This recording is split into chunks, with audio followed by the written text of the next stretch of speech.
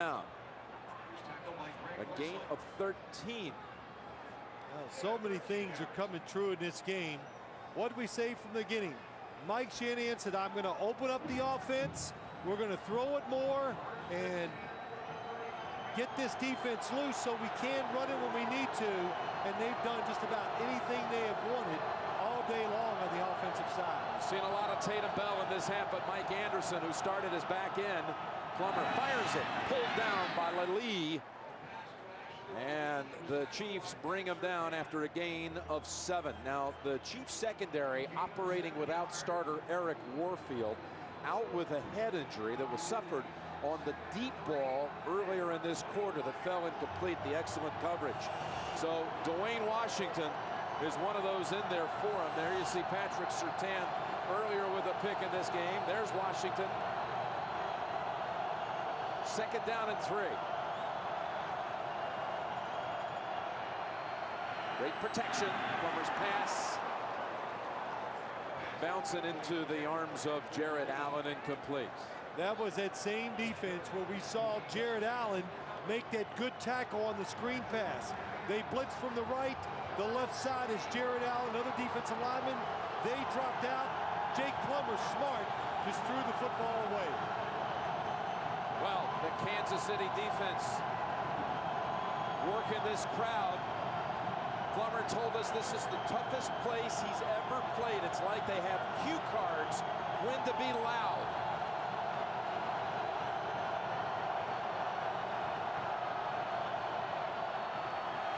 They pick up the blitz. Over to Johnson. He's pushed back short of the first. Mitchell with another hit. He's had a number of plays in this game. Now what do you do? What do you think? Do you punt it? I think Mike Shanahan's going to go for it.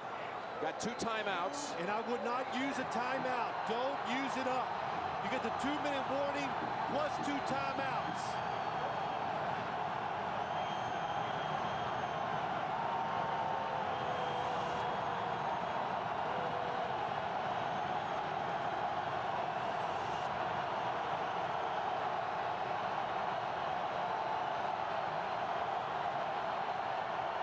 They ask Anderson to get the yard. He's pushed back, but did he get it first with the progress? Oh, he got a great spot. The Chiefs think they have stopped it, and Dick Vermeil, it's outside of 2 minutes. The play happened. This might be throw that red flag, and let's see it again on replay. He's asking upstairs, what do you think, guys? Of course, we're on the opposite side of the run. Mike Shanahan's nervous. He knows it's close. Our line's not official. Well, just by going by the yellow line on the field, he looked like he was a good half-yard short. Stretch it out, and by... this is going to be close. Hold on. Step back, sir. No, they say they got it. The Chiefs are saying, look, there's a chain link we can see. Sammy Knight making an appeal. And that'll run it down to the 2-minute warning. Here's another look. Oh, I didn't see it on that one. 2-minute warning in Kansas City. Why is the choice in satellite radio? It feels like you get every song ever made. Rock, pop, hip-hop, no commercials. We get a ton of music, no commercials. It's comedy. It's real. You know what I'm saying? If it involves a uniform, a stick, a ball, bang, it's right in there. Bang! NFL is in there. It's the best thing I ever put in my car. Next to him. It's flat out different than regular radio. It's more than just radio. It's Sirius satellite radio. Howard Stern, coming this January only on Sirius.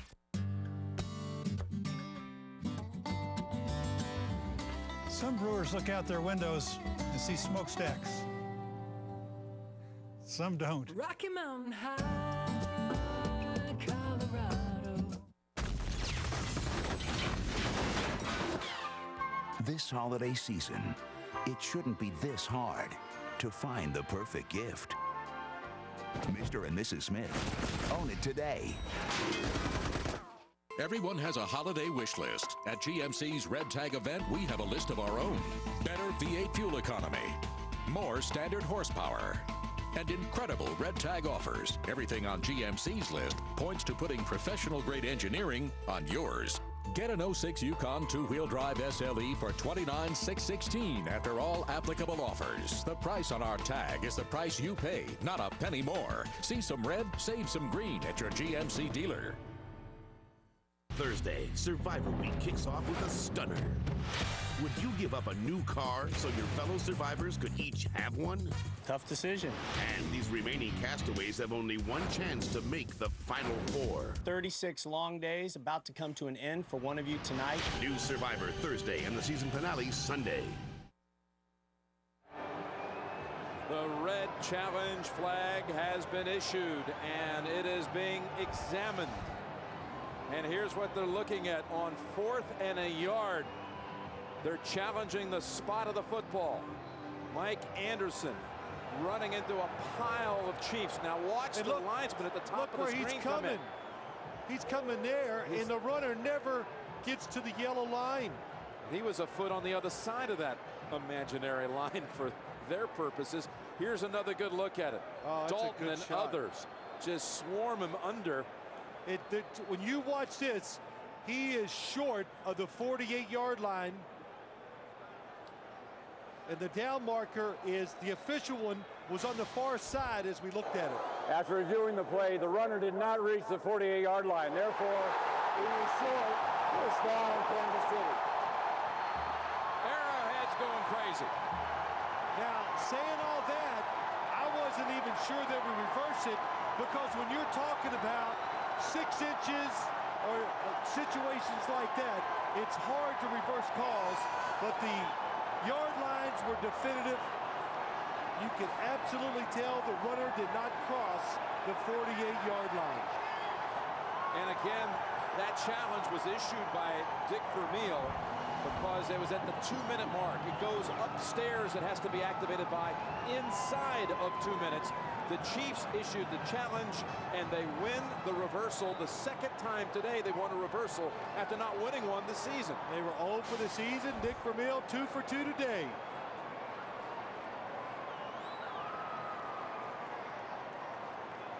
Mike Shanahan's wanting to make an appeal. How could you do this?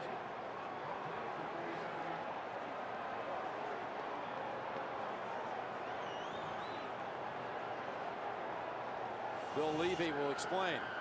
I know what he's saying. 2-1. When the runner was stopped short, the clock was at 2:01. Great call. We will put the clock back to 2:01.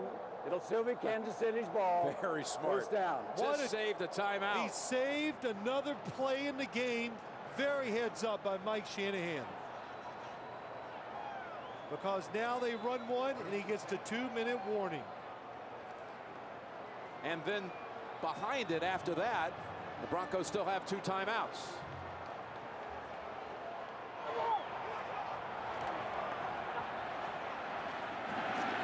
And Johnson. Oh, that doesn't matter. Yes, that's what a big mistake. 1:56. It was going to stop anyway. Pretty heads up, though, just like, you know, getting an extra timeout. I mean, it was the right thing, but it had gone unnoticed. So 2nd and 8 coming up for the Chiefs. And again tonight on CBS. Got 60 Minutes coming up with Howard Stern visiting with Ed Bradley, Cold Case, and John Boyd. Pope John Paul II, CBS original movie event here on America's #1 network. Chiefs so desperately needing this game, trying to stay in the playoff hunt. And the AFC just getting so wild, with Pittsburgh today losing, dropping back to 7-5. Jacksonville eking out a win, 9-3. Looks like the Jags are very primed for a wild card berth, one of the two. We've got out here in the West, Denver coming in on top, but San Diego and Kansas City. So the Chiefs, with so many people in the mix, could not afford to give one up at home. Yeah, and what do you do if you're the Chiefs? You know Denver has 2 timeouts. Do you try to win the game? when do you throw the football? If you're going to, now is the best time to catch them off guard. Gonna run it. Larry Johnson, and he's got a first and a whole lot more. Larry Johnson, what a quarter this has been, and Sims starts to celebrate.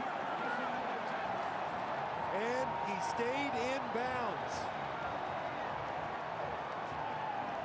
Broke away from John Lynch. Larry Johnson just shows no signs anywhere in this game of slowing down, getting tired, or losing power.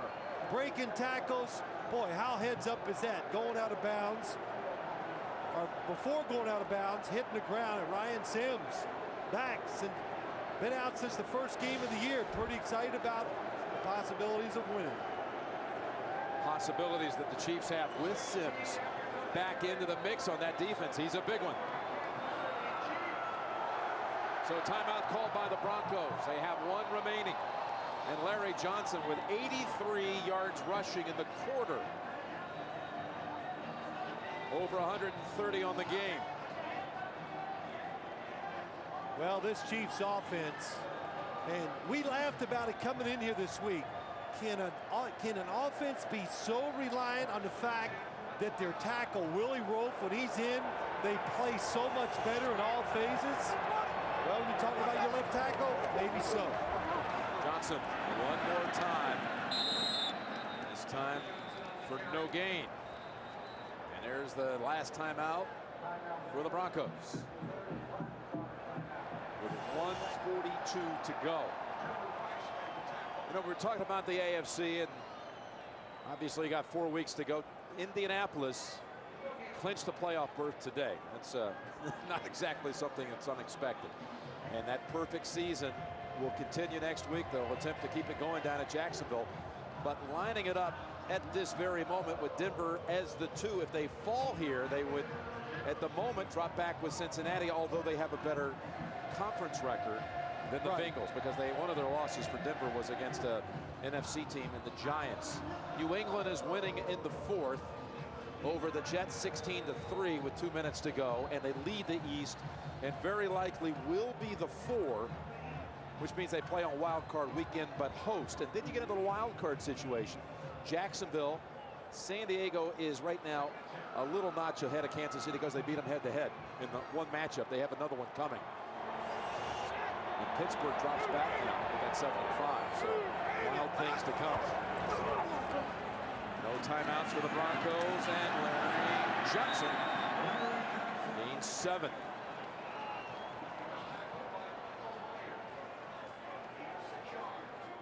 And you look at the Kansas City Chiefs, we talked about it earlier.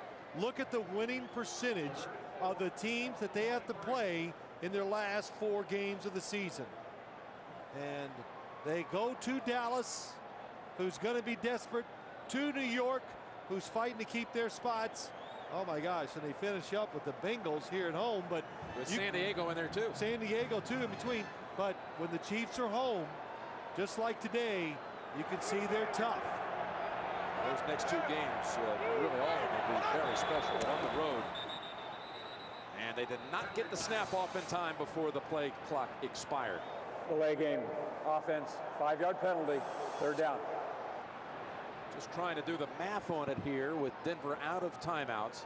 So make it 3rd and 9 coming up. Once they make the tackle, reset it. What do you think? Is there any chance at all for Denver to get the ball back? I think it can be. Just a few seconds, time for one play. It's final now at Foxborough. We welcome the audience that saw the Patriots beat up the Jets 16-3. Larry Johnson on a 3rd and 9 run, gains only a yard.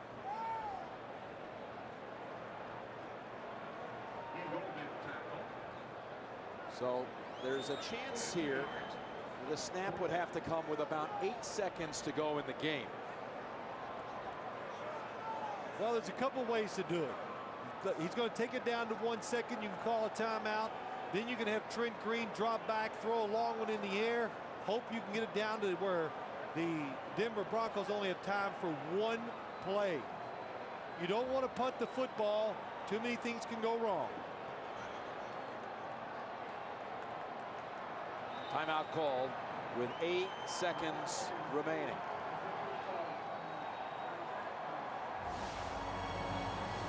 Tonight on CBS, that big movie event coming up with Pope John Paul II. But directly ahead, Howard Stern and Ed Bradley with a little chat that we're told will surprise you. Yeah, I'm sure, because Ed Bradley's going to ask Howard Stern a question, and here's going to be his answer. Beep, beep, beep, beep. And Ed? That's going to surprise you? What's so surprising about that? Oh, boy. What a game today, though. It was really... But what a night. You start out with Howard Stern, and it ends with the Pope. That encompasses a lot. Rush defense, #1 in the league coming in. Only 79 a game yielded. But today, 171. And Larry Johnson topped that average in the fourth quarter alone. Well, we had a couple questions answered. When the Chiefs' offensive line is healthy, they are dynamic on offense, and against one of the NFL's best, the Denver Broncos. They showed it with the run and the pass today.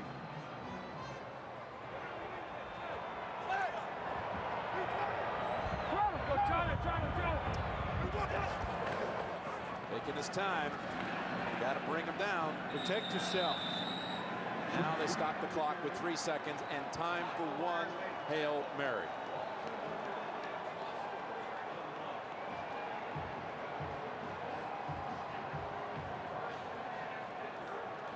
You know, it's the Kansas City Chiefs came into this game, and Dick Vermeil said it. He thinks they need to go 11-5 to get to the playoffs. You know, I'm not real sure, because as the season winds down, a lot of these teams are going to be some losses. I think there's going to be one team sneak into the playoffs in the AFC with a 10-6 record. Here we go. One chance for the Broncos. Plummer did not get all of that one, and it's going to be incomplete. Chiefs have done it. They've won 17 straight December home games. And they currently have the 6th seed with San Diego playing Oakland later tonight. For Phil Simms and Bonnie Bernstein and all the men and women of CBS Sports, Jim Nantz saying so long from Arrowhead, where Kansas City wins it 31-27. 60 minutes, cold case, and the CBS original movie event, Pope John Paul II, tonight on America's #1 network. You've been watching the NFL on CBS, America's #1 network. Chiefs win it. How can work?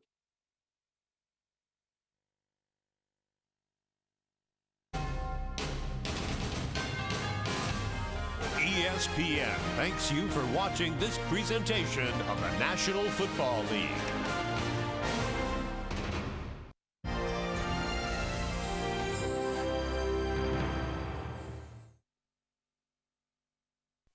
Football.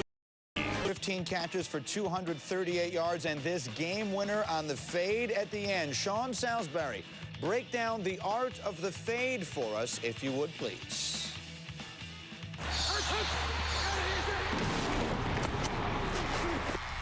All right, Staples, playmaking made easy like every week. Guys, this week it's Chris Chambers. There's been talk out of Miami, Jaws and Tommy, that he's not a #1 receiver. Oh, really? Guess again. I think he took it personal. Right. And he took it out on his team yesterday when they came back and won this football game to the tune of 15 catches and 238 yards. But it's the fade route. The fade route, Jaws, we see it thrown all the time. You play cornerback. Tommy, you play corner. I'm going to play wide receiver. And with my mad hops, it's a major mismatch. Be careful. Tommy. Be careful.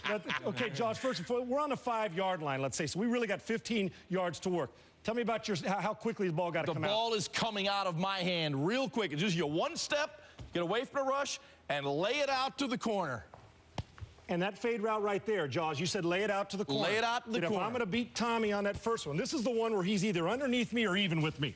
You want to throw that thing out here so I can fade away and do anything, and anywhere in here, so I can catch it, toe tap, and get out of bounds, especially when you got an athlete. Chambers plays big, too, doesn't he, Josh? Absolutely. And now the one touchdown pass that we saw yesterday was the underthrow on the fade because the corner overplayed the fade, so it was a slight underthrow. So he takes it, I go. Now, he's over the top, so what do? I'm going to slow down a little bit, and then I'm going to go up and get it at its highest point up here and toy with him right here and do all this stuff and say, I got you, like a little kid put it on a forehead. But Chambers did. It can be a mismatch, Jaws, and you mentioned about the throw underneath. When a guy's got great leaping ability, why not do that? What's the one thing you should never do in this situation? Throw it in the stands or out of bounds. Give your wide receiver a chance to catch it. And I was very fortunate in my career to play with one of the best offensive coordinators in the history of football, Sid Gilman. And when we'd get in this area, 5, 10-yard line, we would call the throw, meet me at the corner. My receiver was going to that red pylon. I was throwing to the red pylon. We knew where the ball was coming down. Fade the throw and let him go get it where his guy gets it or nobody else. And if it's good enough for Sid Gilman, it's good enough for anyone in the National Football League. It's good enough for Staples, playmaking made easy. Tommy, Jaws, I'm Sean. Back to you guys. Playmaking made easy. Brought to you by Staples. That was easy. All right, let's see where Chris Chambers ranks on our top 10 plays of an amazing sports weekend. Number 10, Reggie Bush. Against UCLA, maybe cementing the Heisman with 260 yards on 24 carries, 2 touchdowns. Bush and the Trojans dismantle their intra-city rivals 66-19, and we'll see Reggie in New York on Saturday night. Two hands not necessary. Division I AA playoffs, number 1 seed, University of New Hampshire with Ricky Santos to David Ball, but not enough. University of New Hampshire losing to Northern Iowa 24-21. Number 8, Bolden was golden yesterday against San Francisco. Look at Anquan Bolden turning a short catch on a 3rd and 20 into a 54-yard broken field touchdown, beating 5 tackles on the way to the end zone, and the Cardinals win 17-10. He does that as well as anybody in the NFL. Dwayne's World, Dwayne Wade. Baseline acrobatic leg sprawling up and under reverse, and it goes in. It's Dwayne Wade's world, and we just live in it. And number 6, a tradition unlike any other. Army-Navy field general is Navy quarterback Lamar Owens. Look at the toughness. They've got him. They've got him. They've got him. They haven't got him. 28 yards later, it's a touchdown for Lamar Owens. Call it great toughness, call it poor tackling, call it whatever you want, but one way or another, you could call it the Commander-in-Chief trophy for Navy. Cavs Clippers, Corey Maggette getting defensive. Oh, what a play by Maggette! The greatest block of his career! Unbelievable! Number 4 during this season, appropriate, we should have Noel, as in David Noel. He likes big dunks, and he cannot lie.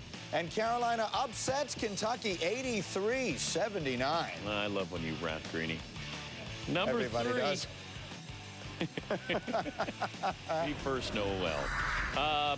This is Juan Dixon with a miss. Ruben Patterson. And then I feel bad for Andre Karolinko. Patterson with the follow-up, and Andre Karolinko with the role of doormat. Number 2, Dick Vitale. It may be December, but he's in mid-March form. Listen up. Shot clock turned off. Lowry on the drive. The scoop will go. What a move! They dance into the aisles in Philadelphia. They're jumping with joy. Oh, my friend, what a reverse layup. Oh, baby. And I'm ready to do a little dance after watching that, my friend.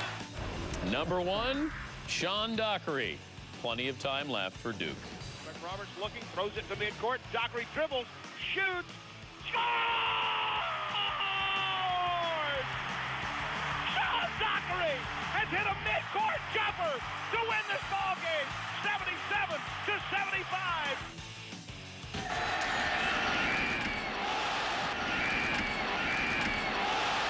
Oh, it wouldn't be Monday without seeing who got jacked up Sunday. Coming up, the nastiest hits of Week 13 TJ on Monday Countdown.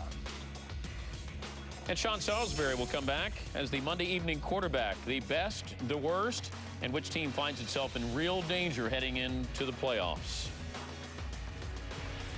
SportCenter. Time for the Monday Evening Quarterback, and for that we bring in the man who is the right-handed version of Matt Leinart at USC, Sean Salisbury. A little awards and statistics shy, though, Dan. but right-handed. Oh, sure, exactly. That's the one thing you got right in that introduction. Big surprise. Biggest surprise over the weekend turned in by who? Minnesota Vikings, and not so much just the way they're winning, Dan, 5 in a row, but it's the way they're winning. You got a quarterback in Brad Johnson, who might be football's most patient quarterback right now. Oh, by the way, he does have a Super Bowl ring. Everybody's starting to rally, and while we beat up Mike Tyson when things don't go well, he has got his team back. This team is charging at 7-5 right now. Yeah, defense has played well. Sure have. Biggest disappointment? Steelers, and it's the Steelers' defense, Dan. If I were to tell you they were going to get pushed around by Indianapolis and Cincinnati when the season started, you'd have laughed at me. This went from being the most physical defense in football to being a team that's not doing much on defense. Yes, their offense has put them in a bind, Dan. They are not physical like they've been in the past. Yeah, coughing up 38 to the Bengals. Best coaching move? I got to go with John Fox, making the decision to allow Deshaun Foster to touch the football a lot. They're 10-1 when Foster rushes carries it over 10 times. The object of that, give it to him. And then Dom Capers, to keep yourself alive for Reggie Bush, Dan, making sure that you allowed him to come back, Baltimore, and win the game. And I know Dom didn't do it on purpose, but those are my coaching decisions, and Deshaun Foster makes them an explosive team now in Carolina. How about the best challenge by a coach? Oh, that's a no-brainer, Dick Vermeil. Have a look here, Dan. It almost looks like, okay, maybe there he got it. I applaud the officials for having the guts not to make this call, but after the review in the booth in a game of this magnitude, to come back down, Dick says, the angle I looked, and Mike White, his assistant coach, threw the red flag right away. And now you see, he did not make it. The call was right. The appeal was right.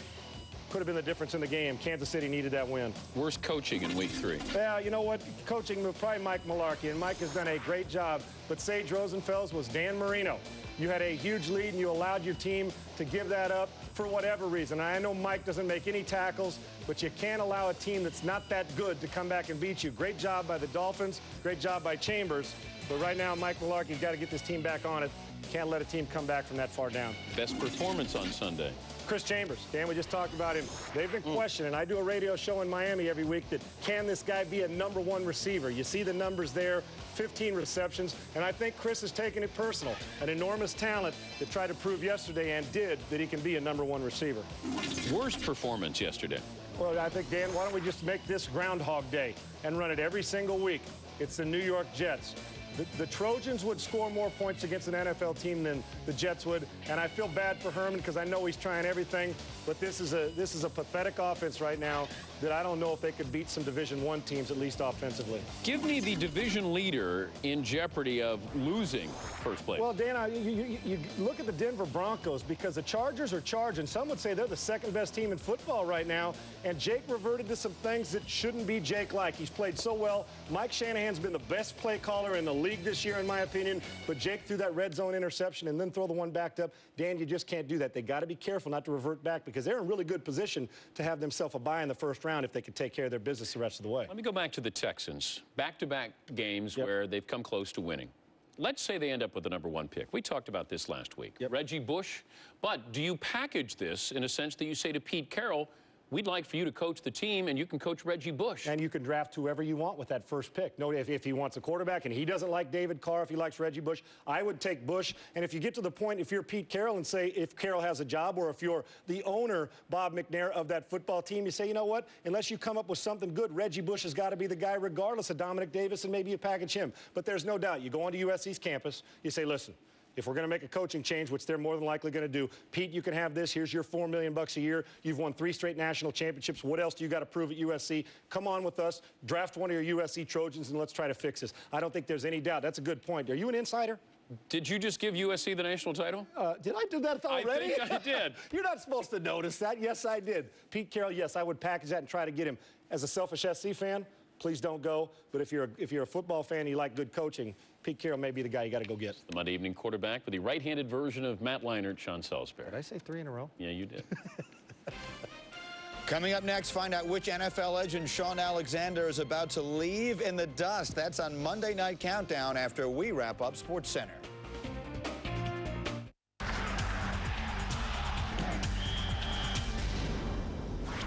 The offensive leader, or the quarterback, normally assumes his position under center, meaning just behind the center.